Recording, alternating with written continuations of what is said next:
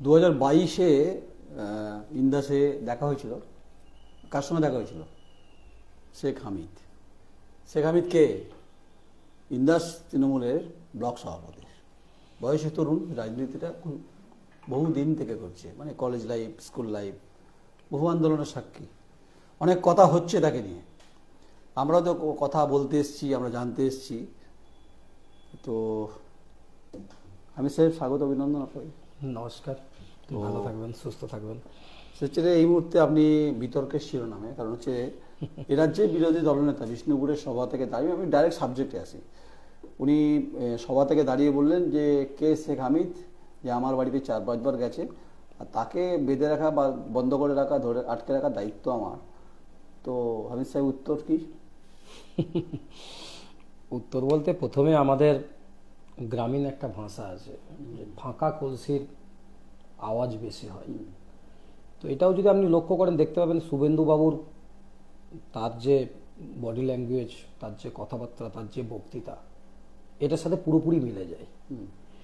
আপনি এক কথায় বলতে পারেন, দেখবেন যে সাংবাদিকদের সাথেও কখনো দাঁড়িয়ে বেশ নিচু স্বরে যে একটা রাজ্য লিডারশিপ, তার যে রাজ্য নেতৃত্ব, তার যে কর্মক্ষমতা, তার যে বাচন ভঙ্গি, এলোপিসে অবশ্যই সে এমনভাবে তার বলে, এটা মোটেও একজন বড় লিডারশিপের মতো বলে না। আমার মনে হয় উনি জলতঙ্ক রোগে আক্রান্ত হয়েছেন। পাগলা কুকুরে কামড়ে দিলে যে জলতঙ্ক হয়, যেমন ছটকে বেড়ায়, উনি একটা স্বপ্ন দেখেছিলেন যে ভাবি মুখ্যমন্ত্রী মমতা বন্দ্যোপাধ্যায় ক্ষমতায় চলে যাবে 21-এর পর, তিনি মসদনে বসবেন। তিনি মির্জাফরের পাটটা নিতে গিয়েছিলেন, যে নবাব সিরাজউদ্দৌলাকে পতন ঘটিয়ে মির্জাফর যেমন সিংহাসনে বসার চেষ্টা করেছিলেন ইস্ট ইন্ডিয়ান কোম্পানিকে ধরে, সেই পাটটা নিতে চেয়েছিলেন শুভেন্দু অধিকারী, যে বিজেপিকে হাত শক্ত করে আমি মমতা বন্দ্যোপাধ্যায়কে সরিয়ে মুখ্যমন্ত্রী হব। মানুষ সাই দেয়নি, মানুষ বিপুল সংখ্যক দিয়ে তৃতীয়বারের মুখ্যমন্ত্রী করেছে মমতা বন্দ্যোপাধ্যায়। এটা একটা ধাক্কা তার মাথায় প্রথম। তারপরে এই নির্বাচনে একটা ভালো রেজাল্ট করতে হবে। এর আগের বারে বিজেপির চাকরি যাবে, অবশ্যই চাকরি যাবে, পদ যাবে, অনেক কিছু যাবে। এর আগের বারে ভোট করেছিল আপনার বিজেপি, যদি আপনি দেখেন দেখতে পাবেন দিলীপ ঘোষ এবং সাথে ম্যানেজ মাস্টার হিসাবে মুকুল রায়, তাদের নেতৃত্বে একটা বড় সিট গিয়েছিল পশ্চিমবাংলা থেকে।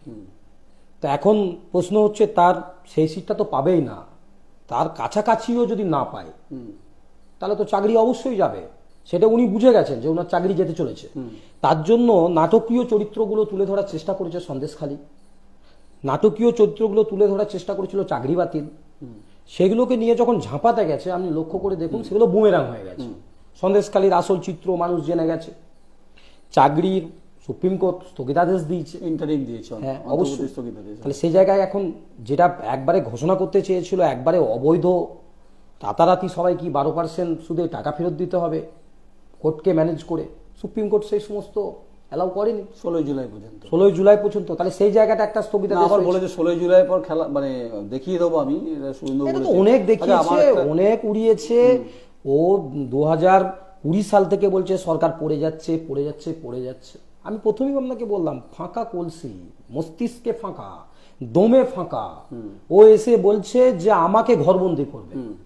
আরে মশাই, যখন 2008 সালে এখানে আমি সিপিএম এর হারমাদদের বিরুদ্ধে লড়াই করতাম, যখন অময় পাত্র গোটা বাঁকুড়া জেলার টপমোস্ট লিডার, তার যে হুঙ্কার, এখানে আব্দুল রব, তৎকালীন এমএলএ নন্দদুলাল মাঝি, তাদের যে হারমাদি সন্ত্রাস, একদম চমকাতলাই থেকে শুরু করে কতুলপুর সংলগ্ন মেদিনীপুর থেকে হারমাদে এসে ইন্দাসে আক্রমণ, সেই আক্রমণের বিরুদ্ধে যখন লড়াই করেছি, তখন শুভেন্দু অধিকারী কোথায় ছিলেন?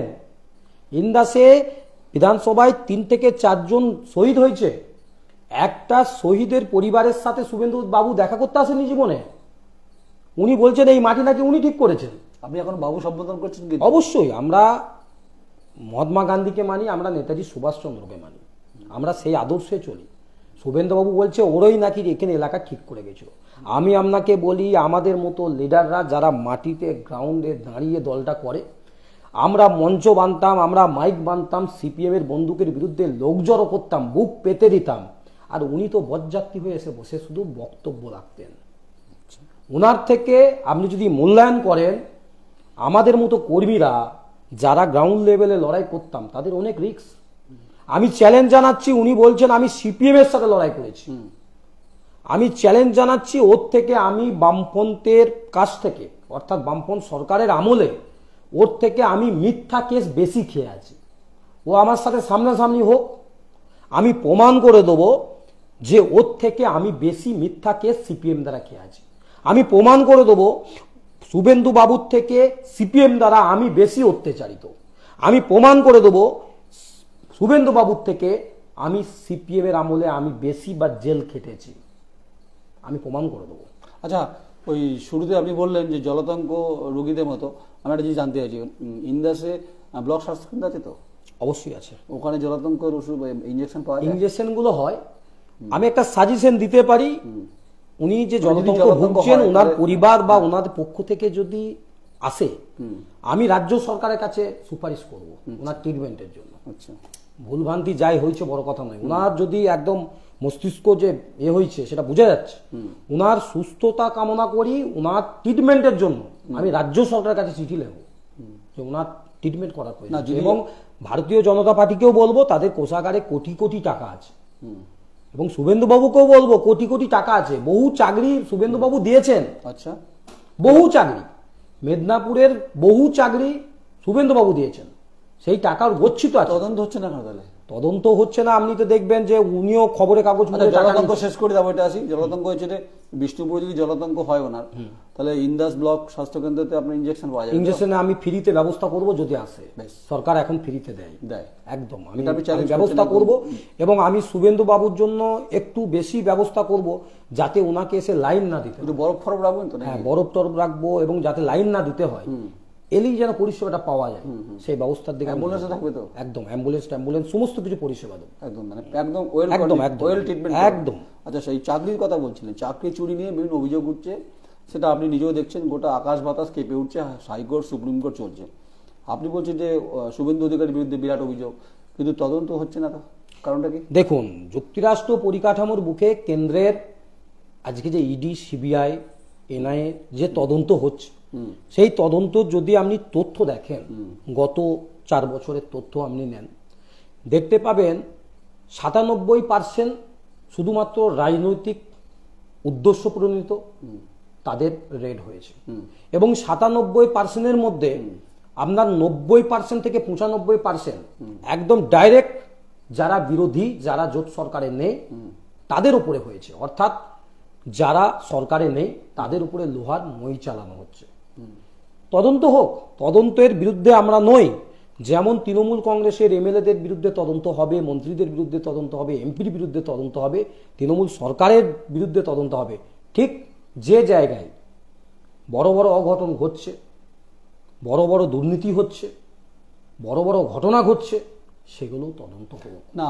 এই তদন্তের জায়গাটা যেন নিরপেক্ষতা থাকে, সবার সাথে তদন্ত হোক, তদন্তের বিরুদ্ধে আমরা নয়। একটা কথা মুখ্যমন্ত্রী প্রায় বলছেন, আপনারাও বলছেন, যে বিজেপির ওয়াশিং মেশিনে গেলে সাদা হয়ে যাচ্ছে। একদম।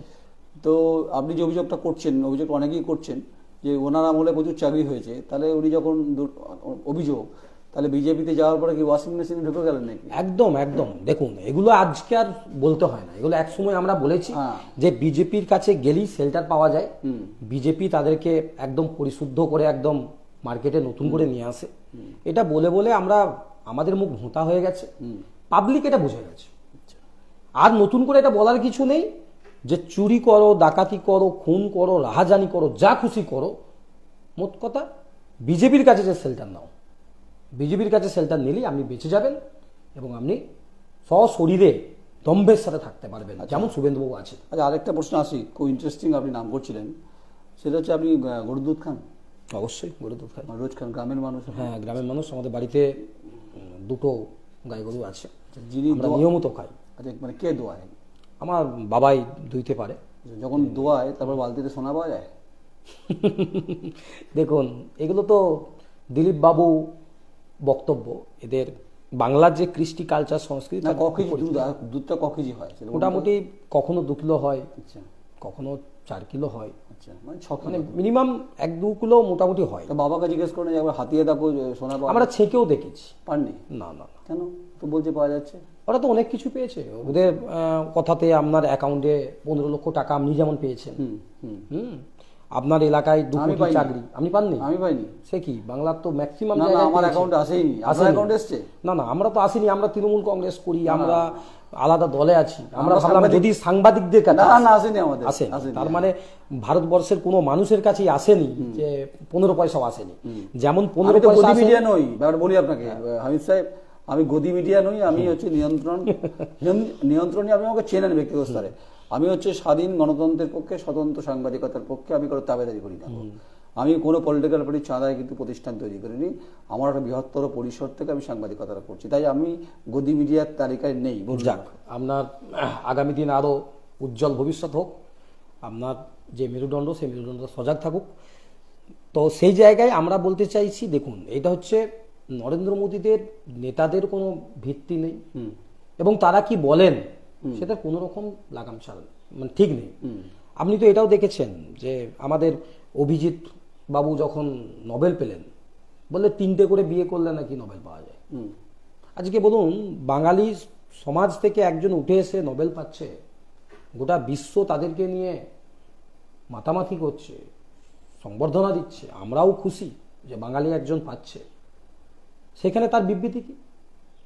একদম সমাজ থেকে বিপরীত প্রক্রিয়া, যে 3টে করে বিয়ে করলে নাকি নোবেল পাওয়া যায়। তা আপনার বসে আছেন কেন? 3টে করে করুন, আপনারা পাবেন তাহলে। হ্যাঁ, যারা 3টে করে বিয়ে করবে তারা পাবে। যদি ওনাদের কথাই, তাহলে ওনারা যদি যে মন্ত্রে বলছেন, তাহলে ওনারা 3টে করে বিয়ে করে নোবেল পাক। আচ্ছা, এটা তো ইস্যু হতে পারে না, কে কটা বিয়ে করবে তারপর নোবেল ডিপেন্ড করবে, এটা হয় নাকি? তাই এইটা বলতে চাইছে, মানুষকে ভ্রান্ত বোঝানোর চেষ্টা করছে। কারণ বাংলার যত শুভবুদ্ধি সম্পন্ন মানুষ, যত সাহিত্যিক থেকে শুরু করে যারা মোটামুটি বাংলার কৃষ্টি কালচার সংস্কৃতিকে রাখার চেষ্টা করছে, ভাঙার চেষ্টা করেনি, তারা মমতার পন্থী, মমতাকে পছন্দ করেন, মমতাকে হেল্প করার চেষ্টা করেন। এই যারাই হেল্প করে, যারাই মমতা বন্দ্যোপাধ্যায়ের পাশে থাকেন, তারাই খারাপ। এই দেখলেন না সেদিনে শুভেন্দু বাবু বড় বড় ডায়লগ দিয়ে যখন বাড়ি ফিরছিলেন, এখানে মঞ্চে বক্তব্য রেখেছিলেন যে আমাকে ঘরবন্দি করবে। আমি এখানে গ্রাউন্ড লেভেল থেকে তিল তিল করে উঠে এসেছি, সিঁড়ি ভাঙতে ভাঙতে উঠে এসেছি, মানে এসকালেটর ওঠেননি আপনি? একদম। আমি ওনাদের মতো তো বরযাত্রী সেজে শুধু মঞ্চে বক্তব্য রাখি না, আমরা গ্রাউন্ড লেভেলে লড়াই করেছি। তো আমাকে বলছে ঘরবন্দি করবে। তারপর বলার পর ও কোন দিকে বাড়ি যাবে সেই রাস্তার খুঁজে পায় না। মানে আপনার বিরাট নেটওয়ার্ক, তার মানে? আমার নেটওয়ার্ক কেন, মানুষ মানবে কেন? আচ্ছা, আপনি যদি মানুষকে মানুষ মনে না করেন, মানুষ মানবে না, মানুষ জনরস তৈরি আপনি করবে। একটা ভালো কথা বলে, আপনাকে একটা প্রসঙ্গ তুলে দিই। আপনি এটা আমাকে কিন্তু বলেছিলেন, কিন্তু আমি বলে দিই কথাটা। এই রাজ্যের মুখ্যমন্ত্রী প্রাক্তন, অন্য হয় না, আপনি খুব শৈশব থেকে রাজনীতি করছেন, তো প্রাক্তন মুখ্যমন্ত্রী বুদ্ধদেব ভট্টাচার্য। আমি তার রাজনৈতিক সততা নিয়ে প্রশ্ন করবো না আজকে, কিন্তু উনি ইন্দাসে এসেছিলেন এক সময়, এসে ইন্দাস না, বাঁকুড়ায়। বাঁকুড়া এসেছিলেন, তখন আপনি বোধহয় বয়স অনেক ছোট। তো বলছে কে শেখ হামিদ সন্ত্রাস করছে।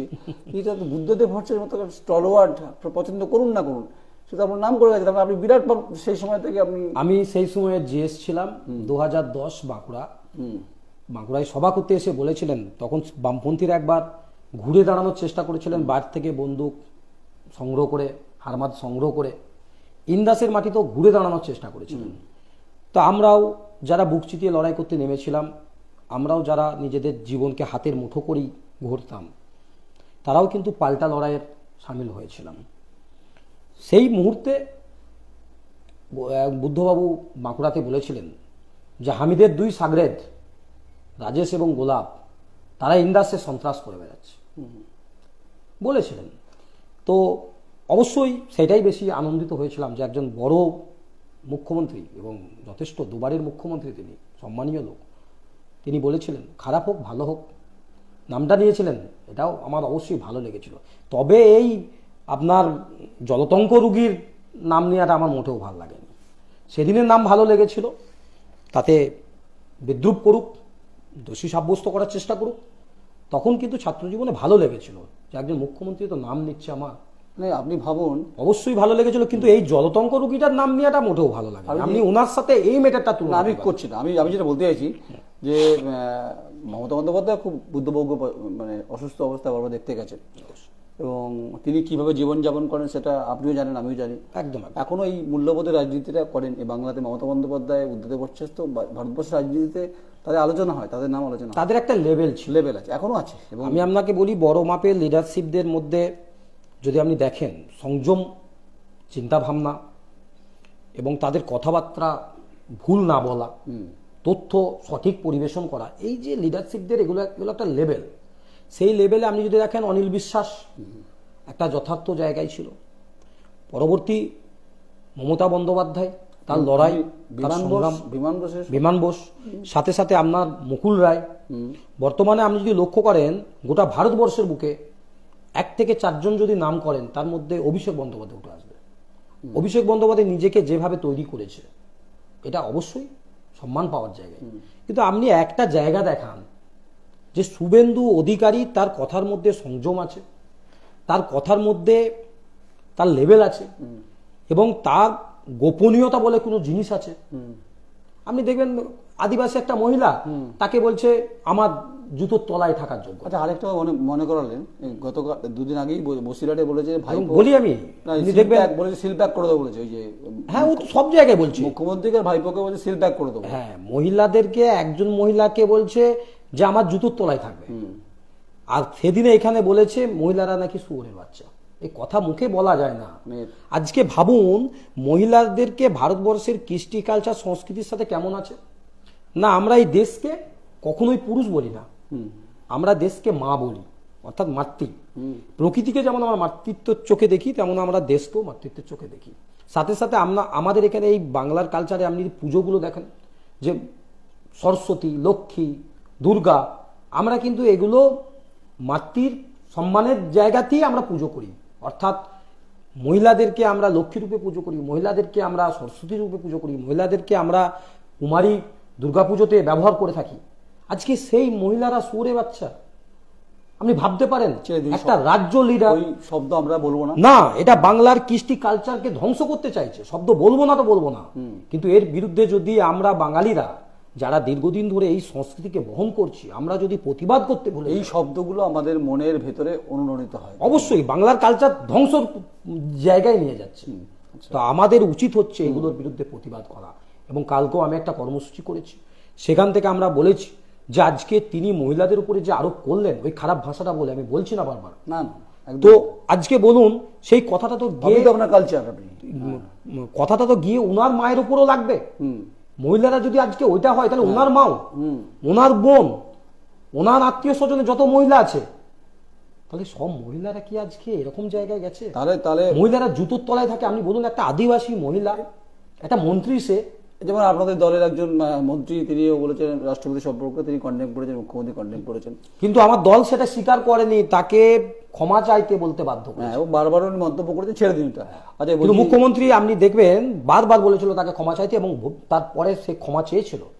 কিন্তু আপনি এই যে জুতোর তলায় থাকবে, জুতার তলায়, হ্যাঁ, এটা মনে আছে কথাটা। আচ্ছা, ক্ষমা চেয়েছিল, বিজেপির দল থেকে কোথাও অনুশোচনা হয়েছিল? বিজেপির সদর দপ্তর থেকে বলা হয়েছিল না এই ধরনের কথা ঠিক না? আমাদের দলে আছে 5 রকম মানুষ আছে, একজন বোঝে না, তারা বলে দেয়, কিন্তু সঙ্গে সঙ্গে দলের তরফ থেকে তাকে সিলিন্ডার করানো হয়, এবং দলের তরফ থেকে একটা সাংবাদিক সম্মেলন করে বলে দেওয়া হয় যে আমাদের দলের জায়গাটা কোন জায়গায় আছে। বেশ, সেটা হচ্ছে শেষ করবো। বৈশাখে মোটামুটি কালবৈশাখী এসে গেছে, একদম ওয়েদার একটু আপ ডাউন করছে। তো এই জলাতঙ্ক রোগীর কথা বলছেন আপনি, আর আপনি তো বলছেন স্বাস্থ্যকেন্দ্রের ব্যবস্থা করবেন, বরফ টরফ রাখবেন বলছেন, আর আপনি চওড়া ব্যাটে খেলবেন আপনি, তাই তো? তো আমরা সবসময় খেলি। উনি দেখবেন সভাটা যেটাই করেছে সেটা হচ্ছে পাত্র স্যারে করেছে, আমার ইন্দাস ব্লকের নয়। আর মনে পড়ছে শুধু ইন্দাস ব্লকের কথা, কারণ ওনারা জানেন যে এই ব্লক একটা শক্ত জায়গায় আছে, এবং ওনাকে আমি 20,000 ভোটে বেশি এখানে আমি হারাবো, কনফার্ম। আপনি লিখে রাখুন আজকের ডেটটা দিয়ে, ওকে অন্তত 20,000 ভোটে, তার বেশি হতে পারে, কম হবে না, চওড়া ব্যাটে একদম। কারণ উন্নয়নের পক্ষে মানুষ আছে, আর সেই উন্নয়নটা আমরা করতে পেরেছি।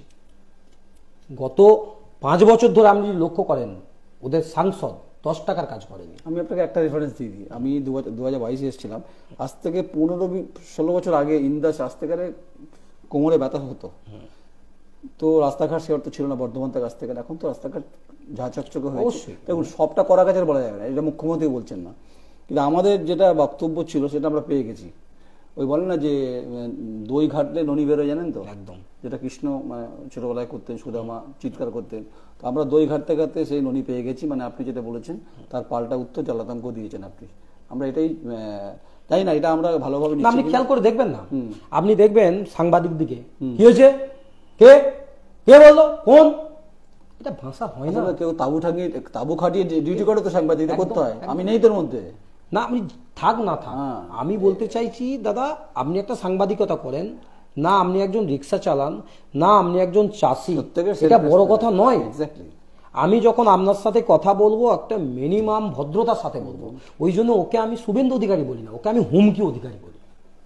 আর এটা নতুন শব্দ আবার, হুমকি অধিকারী। উনি হচ্ছে হুমকি অধিকারী, হুমকি ছাড়া উনি কিচ্ছু বোঝেন না। আচ্ছা আচ্ছা। আমি জানি না উনি মা বাপের কেমন সন্তান ছিলেন, আমার মনে হয় না উত্তম সন্তান ছিলেন। মানে মধ্যম। মধ্যমের জায়গাটাও আমার মনে হচ্ছে থাকবে না, অধম জায়গাটায় যদি রাখা যায়। আচ্ছা। উত্তমের জায়গায় নেই, উনি হুমকি ছাড়া এক কথা হুমকি। একটা কথা ছিল না, তুমি অধম হলে আমি উত্তম হইব কেন, এটা মনে হয় যেত। একদম। যাক, শেখ হামিদ সাহেব আপনাকে শুভেচ্ছা অভিনন্দন, আপনি ভালো থাকবেন, কারণ এত টেম্পারেচার ঠিকঠাক। আর আপনাকে যেহেতু মানে প্রচারের আলো তিনি চলে এসেছেন, আপনি বরাবরই প্রচারের আলোয়, কারণ না, উনি নিয়ে আসার প্রচারের আলো না, নয়, আমি যে এই রাজ্যে- আমার প্রচারের আলোর জন্য আমার ব্যানার আছে, রাজনৈতিক- ব্র্যান্ড মমতা বন্দ্যোপাধ্যায় পশ্চিম এবং অভিষেক বন্দ্যোপাধ্যায়। অভিষেক। রাজনৈতিক কর্মকাণ্ডের মধ্য দিয়ে শেখ হামিদ ছাত্র জীবন থেকে শুরু করে আজকের এই জায়গায় দাঁড়িয়ে কথাটা বলছে। আর আপনার সার্টিফিকেট সেই সময় মানে আপনার সম্পর্কে এ রাজ্যের প্রাক্তন মুখ্যমন্ত্রী বুদ্ধদেব ভট্টাচার্য বলে যে কে শেখ হামিদ, যাই হোক, এটা অনেক বড় প্রাপ্তি আপনার কাছে। অবশ্যই। এটা গণতন্ত্রের ক্ষেত্রে গুরুত্বপূর্ণ। যাই হোক, জলতঙ্ক রোগী মানে জলতঙ্কে আক্রমণ যদি হয়, শুভেন্দুবাবু, শেখ হামিদ সাহেবের বক্তব্য, যিনি ইন্দাসের ব্লক সভাপতি, তিনি ইন্দাস ব্লক স্বাস্থ্যকেন্দ্রে বরফ অ্যাম্বুলেন্স রাখবেন, চিকিৎসার ব্যবস্থা করবেন, মুখ্যমন্ত্রীকে বলবেন তিনি। আর 20,000 ভোটে হারাবে ইন্দাসে বিজেপিকে, এটা হামিদ সাহেবের কনফিডেন্ট খুব। আর এ রাজ্যের প্রাক্তন মুখ্যমন্ত্রী বুদ্ধদেব ভট্টাচার্য, তাকেও সেই সময় আক্রমণ করেছে 2010 সালে, এবং শেখ হামিদ তখন থেকে খুব পরিচিত বাংলা রাজনীতির ক্ষেত্রে, অত এই অঞ্চলের বর্ধমানে লাগোয়া একদম ইন্দাস, কৃষি উর্বর এলাকা, কৃষকের মান, কৃষকের অধিকারের ক্ষেত্রে অনেক কথা হয়েছে। ইন্দাস অনেকটা পরিবর্তন হয়েছে, পরিবর্তিত পরিস্থিতির সঙ্গে সঙ্গে কথা হয়েছে। হ্যাঁ, আরেকটা কথা বলি, যারা দর্শক তারা হয়তো ভাববেন যে আমি শেখ হামিদ সাহেবকে একটু বেশি তৈলমর্দন করছি, তেলের দাম প্রচুর কিন্তু, জানেন তো, বিজেপি সিপিএম রাগ করবেন আমার উপরে। আমি আমার কমিটমেন্ট নেশনের প্রতি, দেশের প্রতি, পলিটিক্যাল পার্টির প্রতি, কারণ ডেমোক্রেসিতে কথা বলতে হবে। আমি কারো দলদাস নেই, আর কারো পার্টির চাঁদায় আমি প্রতিষ্ঠান চালাই না। জনগণ আমার সঙ্গে রয়েছে, আর হামিদ সাহেবকে আমার স্বাগত অভিনন্দন। এই লড়াই দীর্ঘজীবী হোক, এটা বামপন্থীরা বলে, অবশ্য আমি বামপন্থী নই কিন্তু ব্যাপার, তাই লড়াই সংগ্রামটাই তো দীর্ঘজীবীর মধ্যে থাকতে হয়। ভালো থাকবেন। আমি নয়নরাম সহকর্মী সৌমিত পদার, ইন্দাস। নমস্কার।